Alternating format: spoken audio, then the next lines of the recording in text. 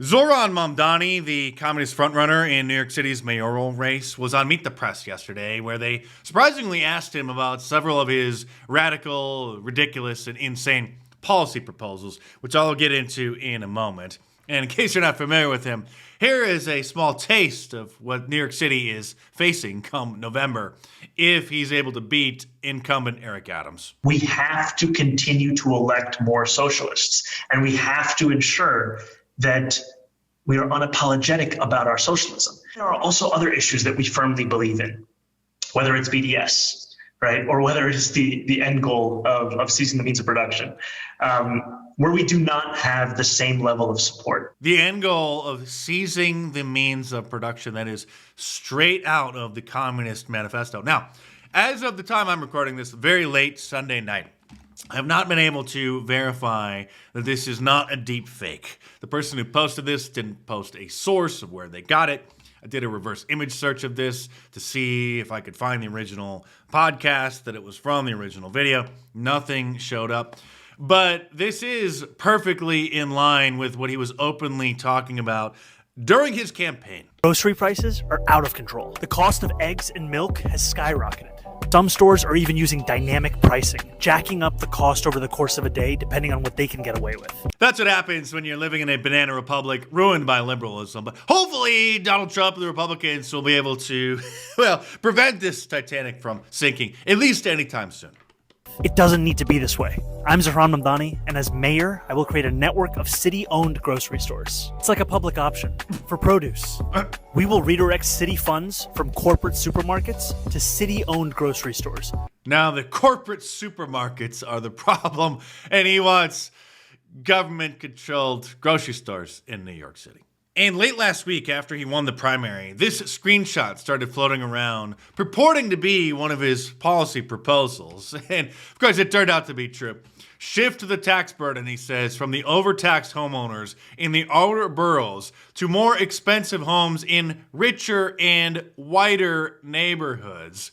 Once the New York Post caught wind of it, this was their headline: "The price is white." Mamdani says white neighborhoods should pay higher property taxes.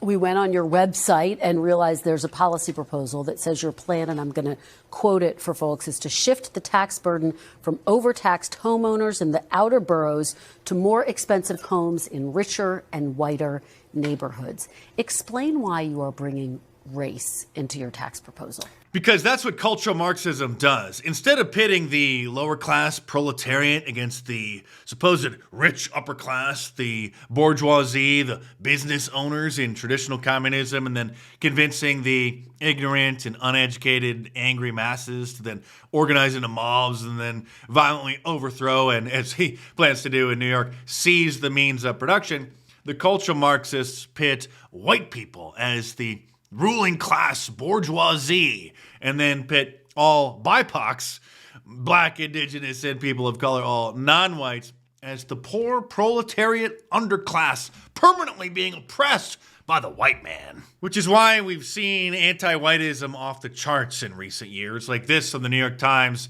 New Hampshire is 94% white. It is now trying to figure out how to change that. You see, they frame white people as the problem, of course, and then they need less white people, or I guess for you grammar Nazis out there, fewer white people everywhere. Obviously, the primary tactic to do that was to flood the United States with tens of millions of criminal invaders, or migrants, as they say, from brown countries around the world. And then when just a small handful of refugees who happen to be white from South Africa, who are being persecuted because they're white by the angry mobs of black supremacists over there, the communists, black supremacists over there, then the Democrats try to shut that down. Let's talk about immigration, deportation. Are you committed to keeping New York as a sanctuary city? Absolutely, because ultimately we've seen that this is a policy that has kept New Yorkers safe for decades. It's a policy that had previously been defended by Democrats and Republicans alike. Neocons, you mean? Neocons aren't really Republicans. Sorry. Until the I'm sorry. Comrade. fear-mongering of this current mayor.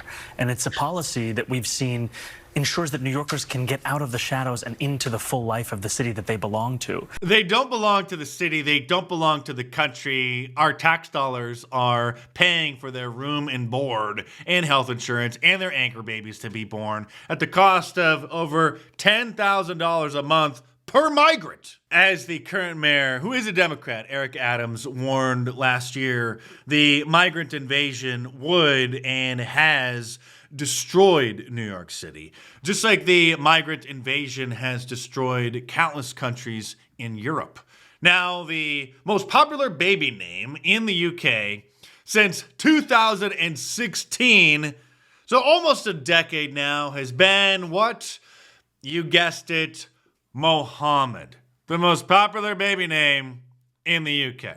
And because the globalist politicians in their countries allowed and facilitated the invasion of their countries, mainly from migrants from the Middle East, now things like this are happening.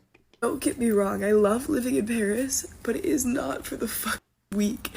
I want to be able to go outside right now and to be able to enjoy life, but I've been harassed so many times in this goddamn city that I'm afraid to go anywhere alone. And there's a whole beautiful city out there that I just want to see, but I'm actually terrified.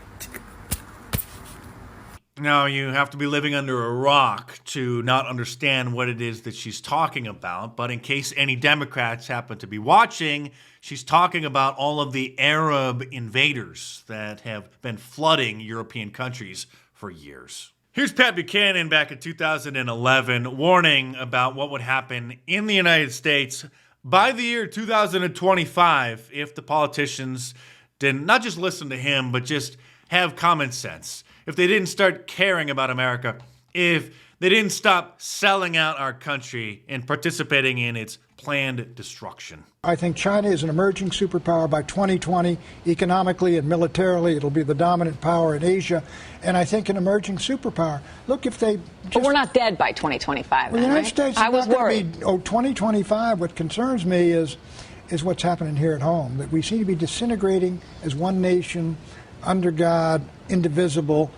All those things we had, it seems to me we're losing. We are very much at war with each other. This was, again, in 2011, so before Black Lives Matter, before the Democrat communist insurgency, tearing down American monuments, wanting to overthrow the United States, browning your small towns. I mean, every day somebody's calling somebody else a racist.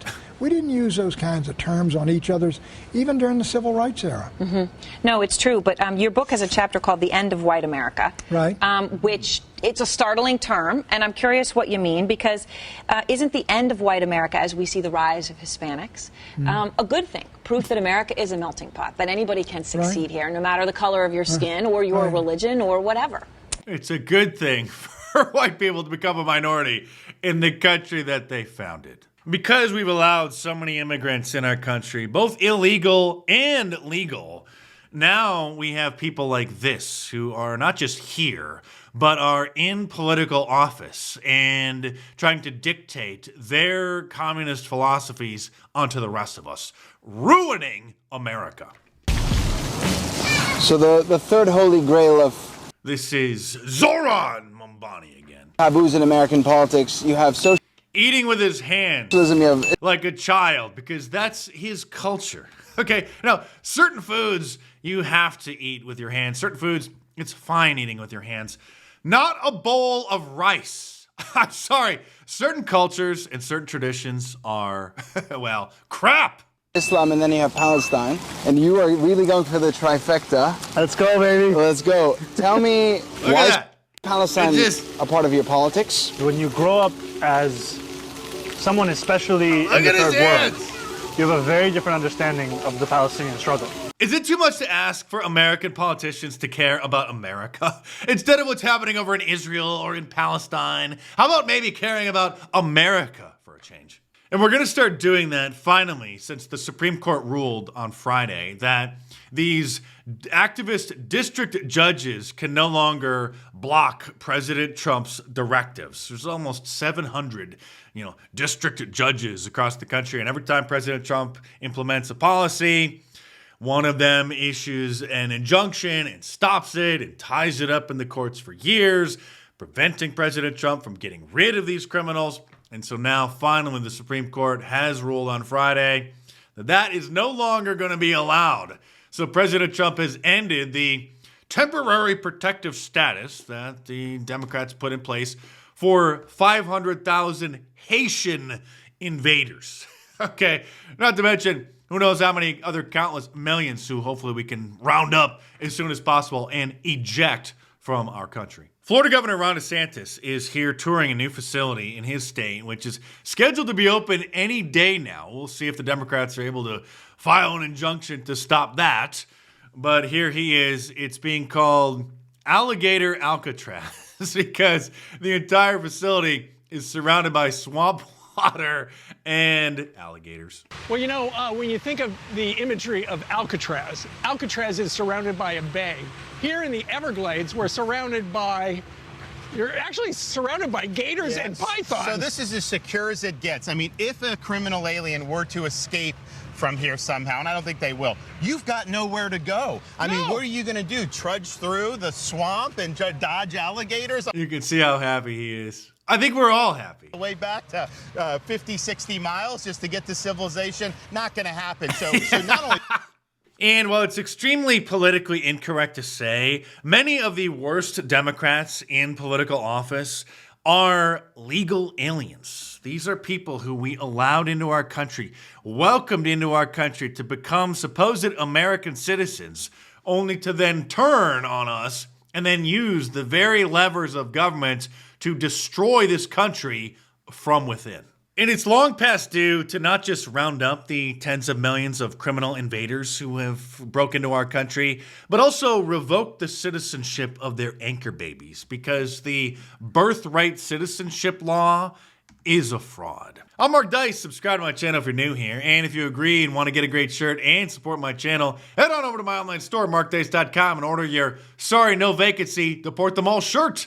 Now also available in tank top. All of my designs are available in tank tops as well. So head on over to markdice.com or click the link in the description below and check them out.